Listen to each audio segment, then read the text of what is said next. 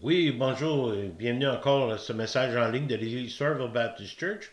Pasteur Michel à votre service et au service de notre Seigneur Jésus dans sa précieuse parole.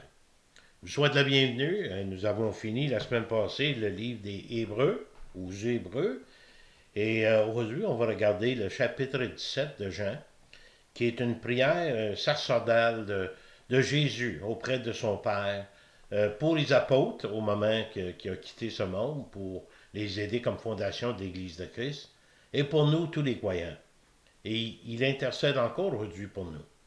Juste avant d'aller dans la prière, j'ai une petite citation.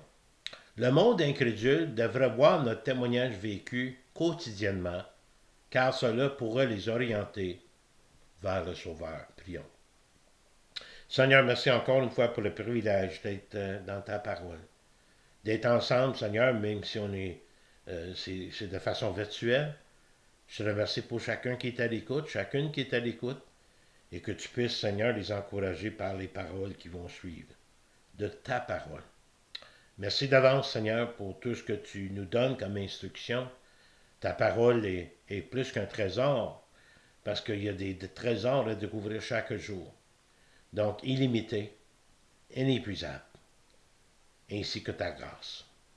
Je te prie pour chacun qui est à l'écoute, parle nos cœurs, au nom précieux de Jésus. Amen. Nous sommes dans Jean, chapitre 17, versets 1 à 26. Jésus, son ministère d'intercession.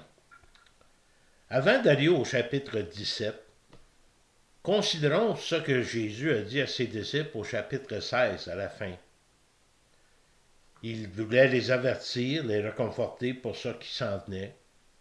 Il avertit les disciples de la manière dont ils seront traités par ceux qui ne sont pas croyants, mais surtout par leurs compatriotes juifs. Il explique à ses disciples la venue du Saint-Esprit, à cause de son prochain départ d'eux. Et l'Esprit de Dieu enverrait pour les instruire et les guider. Il prédit sa mort et sa résurrection, leur parle de leur chagrin qui serait là à la mort de Jésus, et comment cela sera plus tard transformé en joie avec sa résurrection. À la fin du chapitre 16, Jésus fait une déclaration très importante. Il annonce qu'ils l'abandonneront, mais que Jésus aura le Père avec lui. Jean 16, 32. Voici l'heure vient, elle est déjà venue, où vous serez dispersés chacun de son côté, et vous me laisserez seul, mais je ne suis pas seul, car le Père est avec moi. Mais quelle pourrait être la source de l'espoir et de leur victoire? Je vous ai dit ces choses, afin que vous ayez la paix en moi. Vous aurez des tribulations dans le monde, mais prenez courage, j'ai vaincu le monde. La tribulation va venir à cause de leur témoignage de Christ, mais ils vont persévérer parce que Christ a remporté la victoire finale sur le monde. Et maintenant, nous arrivons au chapitre 17, qui est un chapitre où nous recevons les paroles mêmes de Jésus le Fils, alors qu'il se présente devant Dieu le Père. Et ici, nous pouvons connaître ce qui est dit. Jean 17 est une occasion unique pour voir la nature et le cœur de Jésus. Le contexte, Jésus est sur le point d'aller à la croix. Son ministère terrestre arrive à sa fin. Et ce temps de prière marquera le début de son ministère d'intercession auprès des croyants. Confirmé dans sa parole, parce que Jésus veut nous assurer que son intercession pour nous continue encore aujourd'hui, avec Dieu le Père, le Fils et même le Saint-Esprit. Confirmant encore une fois de plus que la foi en Christ nous amène à une relation personnelle avec la Trinité. Jésus, dans les versets 1 à 5, prie pour lui-même. Dans les versets 6 à 19, il prie surtout pour ses apôtres. Et dans les versets 20 à 26, il prie pour tous les croyants, son Église sur la terre. Donc, Jean 17, 1 à 5, Jésus prie pour lui-même. Nous lisons comment Jésus prenait souvent de temps de prière, où il quittait les foules, même les apôtres. Parfois, même quand il faisait encore nuit, il allait se retrouver seul avec le Père, continuellement connecté avec lui. Même quand il y avait beaucoup de choses à faire, il avait besoin de prendre le temps d'être avec le Père seul. Après tout, c'était son Père. C'est son Père. L'œuvre en unisson du Père et du Fils pour le salut, y compris le Saint-Esprit. Après avoir ainsi parlé, Jésus leva les yeux au ciel et dit, Père, l'heure est venue. Glorifie ton Fils afin que ton Fils te glorifie, selon que tu lui aies donné pouvoir sur toute chair, afin qu'il accorde la vie éternelle à tous ceux que tu lui as donnés. Jésus prie avec son Père, les yeux fixés vers le ciel avec gratitude de ce que le Père avait déjà accompli et qu'est-ce qu'il va accomplir à travers de son Fils. L'heure est venue, le temps est arrivé d'accomplir le plan de Dieu, pour la joie de ce qui naîtra dans le monde, donc ceux nés de nouveau, à cause du ministère de Jésus. Ici, Jésus est avec celui qu'il a été, avec qui il a été éternellement, mais avec qui il sera temporairement séparé.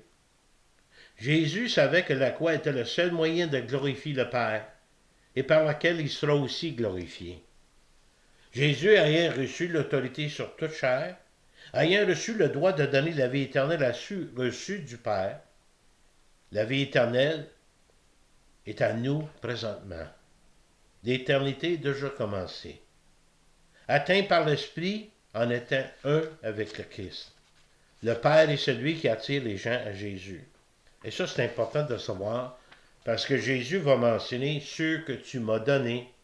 C'est ceux que Dieu a attirés à Jésus par le Saint-Esprit. Dans un passage où Jésus est déclaré comme simple fils de Joseph, et non comme le pain venant du ciel, comme il avait dit. Regardez dans Jean 6, 44-45. Nul ne peut venir à moi, dit Jésus, si le Père qui m'a envoyé ne l'attire, et je le ressusciterai au dernier jour. Il est écrit dans les prophètes, ils seront tous enseignés de Dieu. Ainsi, quiconque a entendu le Père et a reçu son enseignement, vient à moi. Et la description de la vie éternelle, versets 3 et 4, basée sur la connaissance de Dieu. Or, dit Jésus, la vie éternelle, c'est qu'ils te connaissent, toi, le seul vrai Dieu, et celui que tu as envoyé, Jésus-Christ. Je t'ai glorifié sur la terre, j'ai achevé l'œuvre que tu m'as donnée à faire. J'ai glorifié, j'ai terminé l'œuvre que tu m'as donnée, comme l'œuvre était déjà accomplie. Pour Dieu, il l'était. C'est ainsi qu'on peut dire, sa mort au calvaire a pris soin de mes péchés passés, présents et futurs, parce que Dieu n'est pas limité par des événements ni le temps. Jésus dit, j'ai achevé ton œuvre. J'ai terminé le travail. Jésus, avec une confiance, une assurance divine, considérait le travail sur la croix comme déjà terminé. Puisque Jésus est l'agneau immolé depuis la fondation du monde, Apocalypse 13, 8. L'œuvre était déjà terminée, achevée dans le cœur et l'esprit de Dieu. Il ne restait plus qu'à passer à l'acte de la croix, qui était, sans dire, difficile. Et maintenant, toi, Père, glorifie-moi auprès de toi-même, de la gloire que j'avais auprès de toi avant que le monde fût. La prière de Jésus adressée à son Père, Dieu, de montrer sa reconnaissance, son préoccupation du nom de Dieu, comme nous devrons faire à tout moment la révérence de Dieu, même s'il faut en s'oubliant nous-mêmes. Jésus a prié avec un sens profond de la relation familiale et dans l'ordre naturel qui existe entre Dieu le Père et Dieu le Fils. Si le sacrifice de Jésus sur la croix n'aura pas été acceptable, ou si le Fils n'aurait pas rentré ou été instauré à la place qui revient en présence du Père, cela signifierait que la mission divine avait échoué, par laquelle le pécheur puisse venir à Dieu par la grâce. La glorification de Jésus englobait sa mort, sa résurrection et sa restauration à la droite de Dieu en tant que seul médiateur accrédité, approuvé de Dieu. Regardez dans Philippiens 2, 8, 9. Est-ce que Dieu le Père a glorifié le nom de Jésus? Oui. Il s'est humilié de lui-même, Jésus, se rendant obéissant jusqu'à la mort, même jusqu'à la mort de la croix. C'est pourquoi aussi Dieu l'a souverainement élevé et lui a donné le nom qui est au-dessus de tout nom, afin qu'au nom de Jésus, tout genou fléchisse dans les cieux, sur la terre et sous la terre, et que toute langue confesse que Jésus-Christ est Seigneur, à la gloire de Dieu le Père. Ces versets affirment et confirment la validité de la croix et le fait que la prière de Jésus était dans le but d'accomplir la volonté de Dieu pour glorifier Dieu. Dieu s'est glorifié en Jésus et Jésus a glorifié le Père. Et tout ça faisait partie du plan souverain de Dieu. L'œuvre de Christ consistait à glorifier Dieu le Père et à fournir ainsi la certitude du salut pour l'homme pécheur à travers de Jésus-Christ. Important de savoir. Si Christ n'aurait pas été glorifié par le Père, si l'œuvre du Christ n'avait pas été acceptée, approuvée par Dieu le Père, le reste de la prière de Jésus au chapitre 17 serait inutile. Nos péchés seraient impardonnables et notre avenir serait sans espoir. Mais Christ a été glorifié en glorifiant le Père avec sa mort et sa résurrection. Donc Jésus prie pour lui-même, on voit l'obéissance et la glorification. Maintenant, au verset 6 et 19, Jésus prie pour ses apôtres, choisis du milieu du monde. Jésus décrit ce qu'il fait pour ceux qu'il avait choisis, ses propres apôtres. Apôtre, du mot grec apostolos, personne envoyée. Principalement les 12 apôtres choisis par Jésus-Christ. Donc, il en reste 11 après que Judas trahit Jésus. Et Paul qui devient l'apôtre. D'abord, dans ses lettres, apôtre de Christ, envoyé par Christ, choisi de Christ. On sait qu'il y a 3 ans intensivement que les apôtres vont passer avec Jésus durant son ministère. Les 12, mais qui demeurent 11 par la suite.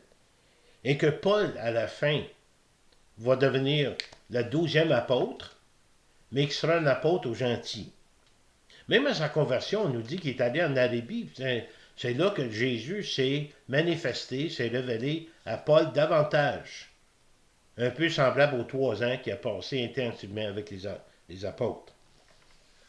Donc le terme apôtre est ensuite appliqué à Paul, qui se convertit au christianisme quelques années après la mort de Jésus, spécifiquement envoyé aux gentils. Donc les apôtres, c'est ceux qui sont de base, c'est les premiers qui débutent l'Église de Christ, qui préparent la fondation. Et tous les autres croyants, nous sommes le bâtiment. Mais la fondation a commencé avec les apôtres, et c'est pour ça qu'on voit, dans ces versets 6 à 19, Jésus prie spécifiquement pour les apôtres. Là, on va avoir beaucoup de choses en ce qui concerne les apôtres, comparé à tous les autres croyants. D'abord, il dit, « J'ai fait connaître ton nom aux hommes que tu m'as donnés, à ceux que tu as attirés vers moi, du milieu du monde. Ils étaient à toi, et tu me les as donnés, et ils ont gardé ta parole. J'ai fait connaître ton nom à ceux qui ont été choisis du milieu du monde, appartenait maintenant à Jésus.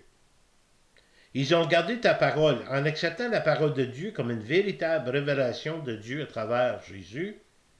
Jésus étant la parole vivante de Dieu faite chair, était une preuve de leur amour pour Jésus et pour le Père. Celui qui aime la parole aime Dieu. Jésus n'a pas simplement enseigné le nom et le caractère de Dieu, mais durant les 3 ans, il a manifesté et affiché le caractère même de Dieu lui-même. Jean 17, 7 et 8. Maintenant, ils ont connu que tout ce que tu m'as donné vient de toi, et je leur ai donné les paroles que tu m'as données, et ils les ont reçues, et ils ont vraiment connu que je suis sorti de toi, et ils ont cru que tu m'as envoyé. Ils ont tout connu, malgré leur foi et leur connaissance imparfaite. Ils pouvaient maintenant comprendre la sagesse, la puissance et l'amour de Dieu à travers le Christ, son témoignage. Ces apôtres, et aussi quelques disciples à l'époque, ont été établis comme témoins directs, oculaires, de ce que Dieu le Père faisait à travers le Christ et en Christ. Ils étaient choisis pour construire le travail. Plus tard, ils recevraient le Saint-Esprit. Ils recevraient également ce qu'on appelle des dons saints. Pour donner la crédibilité à leur ministère, ils commencent le christianisme, donc ils doivent être capables d'opérer certains miracles pour gagner la crédibilité, comme de quoi que ça venait de Dieu. Donc on parle toujours des 11 apôtres originaux, plus Paul rajouté plus tard. Il sera spécialement équipé pour la tâche. Les dons apostoliques, des signes et des prodiges, est un sujet très sensible. Il y en a qui se demandent, est-ce que ces dons apostoliques sont encore là? Est-ce qu'ils ont cessé avec les apôtres? On va le voir un petit peu plus clairement en fur et à mesure. Mais quels étaient les dons et les signes? Ils ont chassé les démons. Ils pouvaient parler en langue, dans les nouvelles langues, des langues connues au jour de Pentecôte, avec des différents pays, des personnes de différents pays qui étaient présents, ils pouvaient comprendre dans leur propre langue. Ils pouvaient saisir les serpents venimeux avec leurs mains. Même mordu, ils ne mourraient pas. Ils pouvaient boire un poisson, une poison mortelle, et cela ne ferait aucun mal. Ils pouvaient imposer les mains sur les malades pour les guérir. Donc, c'était des dignes spécifiques donnés aux apôtres. Il s'agissait de signes surnaturels destinés à attirer l'attention des auditeurs et à servir comme preuve que le message évangélique qu'ils entendaient était vrai. Les dons signes apostoliques donnés aux apôtres originaux, y compris Paul.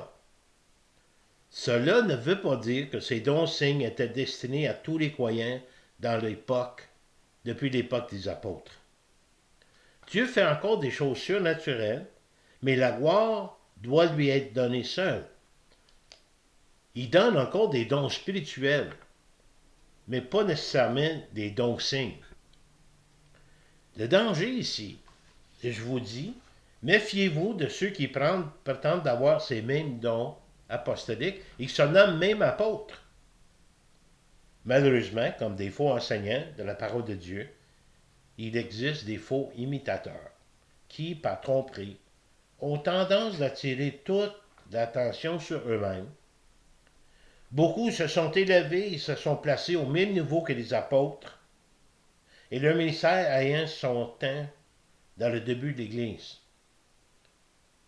Est-ce que ça peut exister des apôtres de Christ? Non, c'était spécifiquement ce groupe qui ont passé 3 ans intensivement avec l'enseignement, la présence de Jésus, qui ont été témoins oculaires.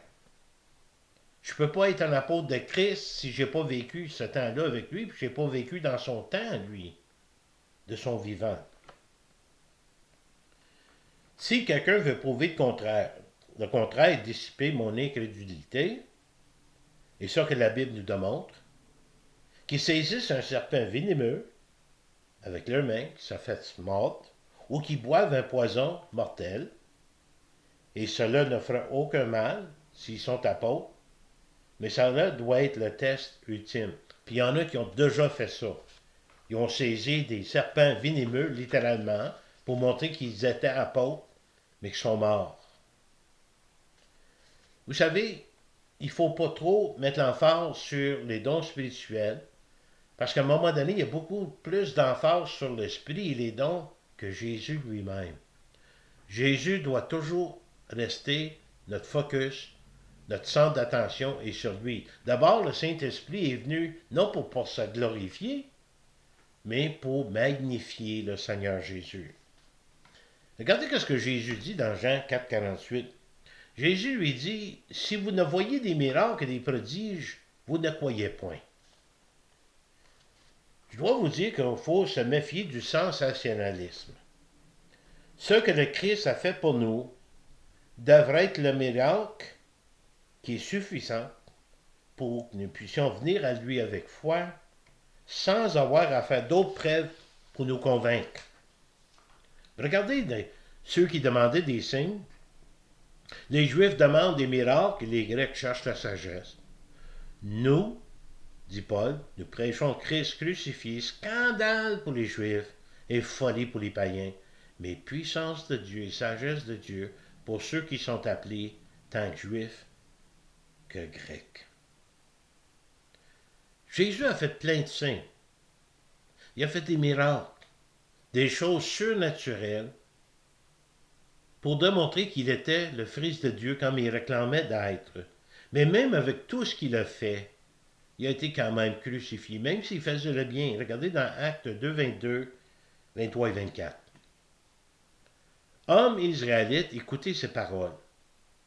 Jésus de Nazareth, cet homme à qui Dieu a rendu témoignage devant vous par les miracles, les prodiges et les signes, qu'il a opérés par lui au milieu de vous, comme vous le savez vous-même. Cet homme, livré selon le dessein arrêté et selon la préscience de Dieu, vous l'avez crucifié, vous l'avez fait mourir par la main des impies. Il faisait des miracles, des signes, comme de quoi qu'il était fils de Dieu. Mais ils l'ont crucifié quand même. Mais regardez le vrai miracle. Dieu l'a ressuscité en le délivrant des liens de la mort, parce qu'il n'était pas possible qu'il fût retenu par elle. Ça, c'est assez pour me prouver qu'il était fils de Dieu d'abord. Il n'y a pas besoin de faire d'autres signes. De quels signes et prodiges supplémentaires avons-nous besoin? Nous voyons des miracles de temps en haut, mais pas pour un show, pas pour se vanter comme guérisseur. Il faut toujours élever le Jésus avec nos dons spirituels. Ce n'est pas pour s'élever au-dessus des autres, mais pour magnifier Jésus, qui est mort et ressuscité, qui est le plus grand miracle de tous. Et Jésus prie maintenant que le Père les garde et les protège du malin pendant qu'ils continuent le travail de base de l'Église de Christ. C'est pour eux que je prie, je ne prie pas pour le monde, mais pour ceux que tu m'as donnés parce qu'ils sont à toi. Et tout ce qui est à moi est à toi, et tout ce qui est à toi est à moi, et je suis glorifié en eux. Jésus prie et intercède personnellement en faveur de ses apôtres, les confiant aux soins et à la protection du Père, étant des instruments choisis à la fois par le Père et le Fils, ils ont été sauvés pour le dessein et le plan de Dieu, pour glorifier Jésus et Dieu le Père. Mais quand Jésus dit « Je ne prie pas pour le monde », ce n'est pas parce que Jésus ne se souciait pas d'un monde perdu et déchu, mais il se préoccupait principalement des instruments choisis, spécifiquement les apôtres, pour lesquels il atteindrait le monde. La propagation de l'Évangile, la connaissance du salut du monde, dépendrait du témoignage de ceux que le Père lui a donnés du milieu du monde, donc les apôtres, compris Paul, d'être glorifié en eux pour cela, le croyant. Il y avait la nouvelle naissance. Être un véritable apôtre de Jésus-Christ ici, c'est de voir glorifié en nous. Où ce que Jésus pouvait se glorifier dans tous les croyants, mais spécifiquement pour les apôtres. Jésus ne veut pas seulement habiter ou vivre dans le croyant, mais il veut être glorifié en lui. Personne d'autre que Jésus ne devrait être glorifié chez le croyant. Mais pour certains, ils ont encore une tendance de se glorifier. Et on met tellement d'emphase sur l'esprit qu'on perd de vue Jésus. Et le but qu'on a de le glorifier. Le même but que l'esprit envers Jésus. Maintenant, Jésus va prier pour l'unité entre eux et l'unité avec la Trinité aussi. Verset 11. Je ne suis plus dans le monde, et ils sont dans le monde, et je vais à toi. Père Saint, garde en ton nom ceux que tu m'as donnés, afin qu'ils soient un comme nous. Jésus a fait cette prière juste avant d'aller à la croix. Se voyant déjà au ciel avec le Père, non retenu par le temps et les événements, et remarquez le temps utilisé ici, Père Saint. L'œuvre consistait à garder un croyant, et si importante qu'elle nécessite tout de Dieu, le caractère, l'autorité et le nom de Dieu même, la sainteté, sa justice pour les garder. Et Jésus parle spécifiquement des 12 apôtres dans ces versets, les apôtres originaux qui sont devenus 11, ensuite Paul qui s'est rajouté plus tard, apôtre aux gentils. Comment qu'on peut savoir? Regardez le verset 12. Lorsque j'étais avec eux, les apôtres dans le monde, j'ai les gardés en ton nom.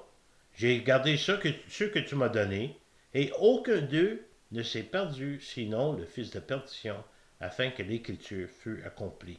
C'est qui le fils de perdition? Judas Iscariote. Je les ai gardés en ton nom. Jésus parle au temps passé concernant ces hommes. Jésus n'est pas encore allé à la croix, et Jésus faisait connaître le Père à travers ses enseignements. Avec 3 années intensives du ministère avec la bande apostolique, se souvenant de la fraternité qui les unissait tous. Et il déclare ici, j'ai perdu seulement que le fils de perdition, Judas, qui devait trahir Jésus pour 30 pièces d'argent. Il l'a regretté, il a éprouvé des remords, mais il ne s'est jamais repenti de cela. Il n'était pas sauvé. Même malgré le fait qu'il était parmi les apôtres. Et voyons comment les paroles de Dieu est fiable dans tout ce qu'elle enseigne. Matthieu 26, 23, 24. Il répondit, celui qui a mis avec moi la main dans le plat, c'est celui qui me livrera. C'est le dernier repas avec les apôtres. Le Fils de l'homme s'en va, selon ce qui est écrit de lui. Mais malheur à l'homme par qui le Fils de l'homme est livré, mieux vaudrait pour cet homme qui ne fût pas né. C'est assez fort comme déclaration. Et Judas qui le livrait prit la parole et dit, est-ce moi, Rabbi? Et Jésus lui répondit, tu le dis. Jésus connaissait Judas depuis le début. L'omniscience de Dieu le connaissait avant la fondation du monde. Et surtout avant le moment que les 12 choisis de Jésus, parmi lesquels était Judas. Mais regardez la prière par la suite. Ça continue. Jésus dit, maintenant je vais à toi et je dis ces choses dans le monde afin qu'il aille en eux ma joie parfaite. Je leur ai donné ta parole et le monde les a haïs. Parce qu'ils ne sont pas du monde comme moi, je ne suis pas du monde. Père, ils sont comme moi. Ils vont être détestés, haïs, persécutés par le monde. Jésus a prié pour qu'ils soient un, selon le modèle de l'unité de Dieu le Père et Jésus le Fils. Qu'ils soient un comme nous sommes un. Et Jésus prie qu'il y ait sa joie en eux, qu'ils soient capables de faire face à la haine du monde à leur égard. Qu'il les garde pour ceux qui sont en Christ. Regardez au verset 15 et 16. Je ne te prie pas de les ôter du monde, mais de les préserver du malin. Ils ne sont pas du monde, comme moi, je ne suis pas du monde. Protégez-les, gardez-les du malin, parce que Satan était leur pire ennemi. Lui qui essaie toujours d'influencer les croyants pour les éloigner de Dieu. Gardez-les du mal des choses mondaines, l'impiété, les gardants de la division, de l'erreur, du péché, de l'orgueil et même de l'hypocrisie. Mais remarquez cependant, Jésus n'a pas demandé qu'ils soient à l'abri des ennuis, des difficultés, ni la persécution, par lesquelles ils seraient rendus plus dépendants de Dieu. Seigneur, fais d'eux des messagers, comme j'ai été ton messager. Regardez au verset 17-19. Sanctifie-les par ta vérité, ta parole est la vérité. Comme tu m'as envoyé dans le monde, je les ai aussi envoyés dans le monde, et je me sanctifie moi-même pour eux, afin qu'ils soient sanctifiés par la vérité. Sanctifie-les par ta vérité, par ta parole, pour les consacrer à la tâche, qu'ils soient mis à part pour l'œuvre. Nous, en tant que croyants, nous sommes sanctifiés par la parole quand la parole de Dieu est lue, entendue, comprise et appliquée. Jésus a même déclaré je me sanctifie pour eux, comme prêtre, comme autel et comme sacrifice même. Et ça, Christ l'a fait depuis le sein maternel jusqu'au tombeau et surtout à sa mort. Il dit, je me donne moi-même pour eux. Donc, dans les versets 6 à 19, Jésus prie spécifiquement pour les apôtres, 11 originaux plus Paul, apôtre aux gentils, ceux qui ont été choisis du milieu du monde, qui étaient la fondation de l'Église. Maintenant, Jésus prie pour tous les croyants depuis, les témoins dans le monde. Ici, il y a un peu la répétition et l'extension de cette prière à tous les futurs croyants. Cela montre que l'unité au sein du corps et de l'Église du Christ est essentielle, primordiale et très importante pour Jésus. Jean 17, 20, 21. Ce n'est pas pour eux seulement, les apôtres, que je prie, mais encore pour ceux qui croiront en moi par leur parole, afin que tous soient un, comme toi, Père, tu es en moi, et comme je suis en toi, afin qu'eux aussi soient un en nous, et pour que le monde croie que tu m'as envoyé. Assez intéressant que Jésus prie pour tous les croyants qui croiront au message des apôtres, qui sera en effet les fruits de leur œuvre, qui continueront l'œuvre qu'ils ont commencée, donc la grande commission qu'ils ont reçue de Christ, est à nous maintenant. Nous continuons l'œuvre des apôtres qui ont continué l'œuvre de Christ. Et pour tous les croyants, priant pour l'unité, la paix entre eux, qui se trouve auprès de Dieu. Jésus connaissait déjà la grande multitude qui sera un jour devant le trône de Dieu de chaque nation, peuple, tribu et langue. Apocalypse 7, 9 et 10. Ensuite, verset 22-23.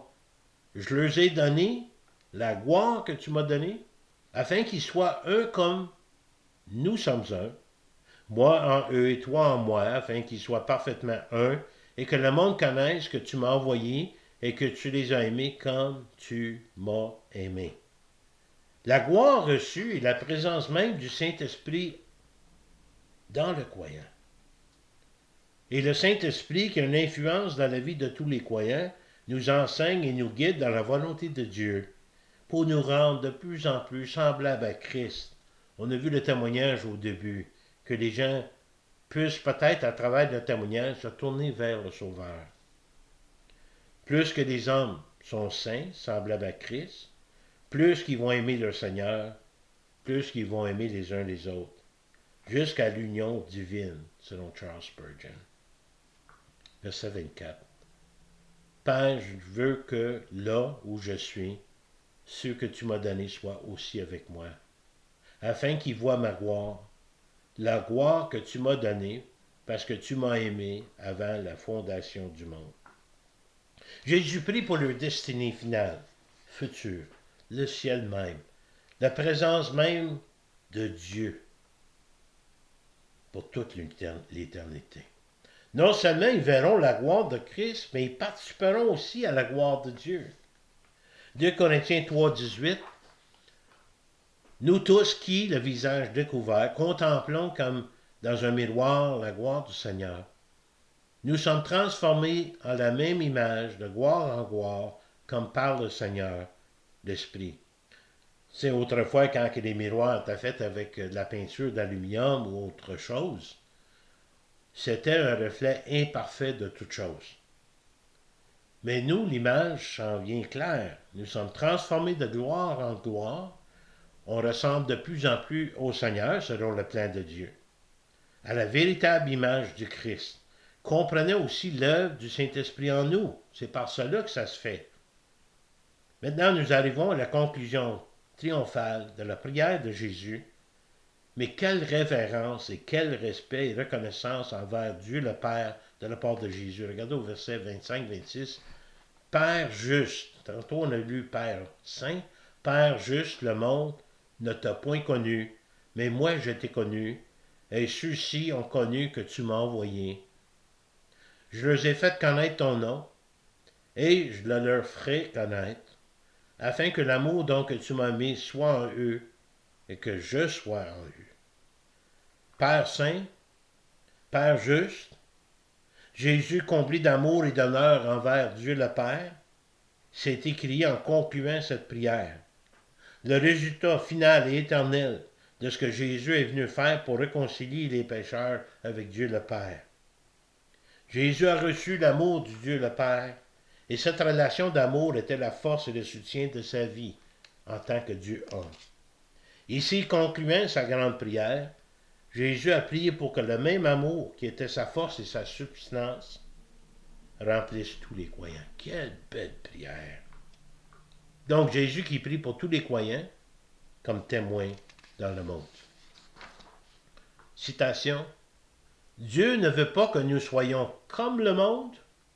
Dieu veut que nous fassions la différence dans le monde. Quelques versets pour terminer.